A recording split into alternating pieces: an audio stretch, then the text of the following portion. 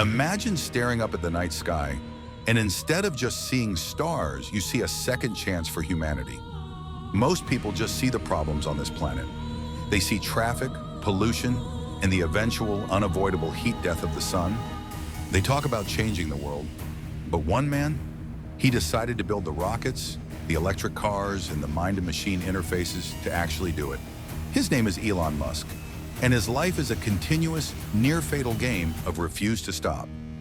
But to understand the man who wants to colonize Mars, you have to go back to the kid who was nearly destroyed right here on Earth. In the tumultuous world of apartheid-era South Africa, young Elon wasn't the heroic figure he is today. He was an intense, introverted bookworm, a prime target for school bullies. They were relentless. One severe attack left him hospitalized.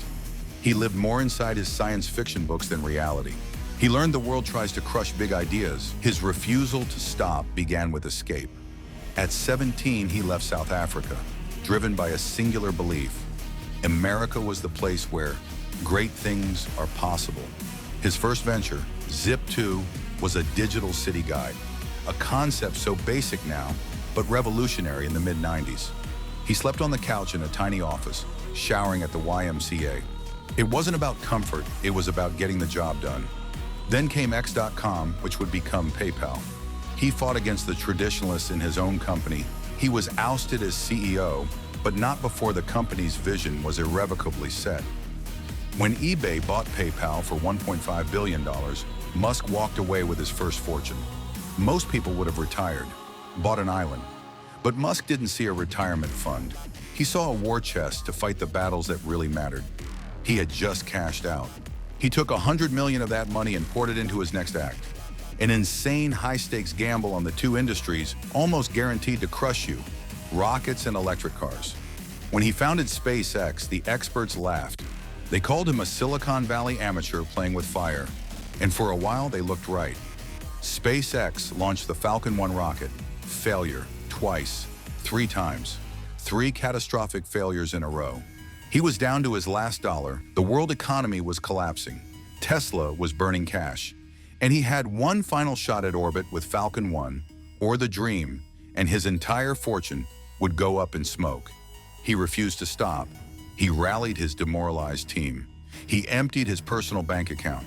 And on the 4th attempt, against all odds, success, they reached orbit. That single success wasn't just a win for SpaceX, it was a defiant declaration to the old guard of aerospace. It proved that a small, agile team, fueled by an almost suicidal refusal to quit, could redefine the impossible. He had taken his company to the very edge of oblivion and then dragged it back into the light.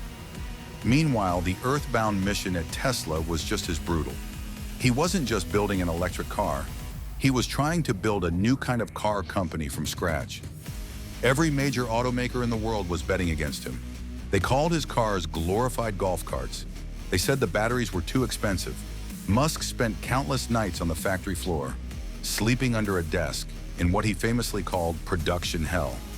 He wasn't just the CEO, he was the chief engineer, the crisis manager, the motivational speaker. This wasn't delegation. This was total obsessive immersion. The Model S launched.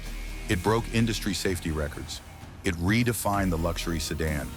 It forced every major automaker to tear up their plans and enter the electric race. He changed the entire field of play. But for Elon Musk, saving Earth is just the beginning. The man who refused to stop at one success or one continent now refuses to stop at one planet.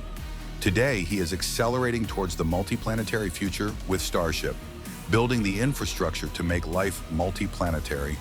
He's merging human with machine via Neuralink. He's solving urban congestion with subterranean speedways. He is a lightning rod for controversy, a figure of relentless criticism, a CEO who often tweets before thinking. He is flawed, unpredictable, and often exhausting. But strip away the noise, and what remains is the core principle of his life: a refusal to accept no as an answer to humanity's biggest problems. He sees the great challenge of our era and doesn't just wait for a hero. He becomes the one who builds the impossible tools and then forces the world to catch up. The story of Elon Musk is not just a tale of wealth or genius. It's a brutal, honest look at the true cost of visionary ambition. It is the story of the man who refused to stop, because in his mind, and perhaps in ours, the future of the species depends on it. What impossible thing will you refuse to stop doing today?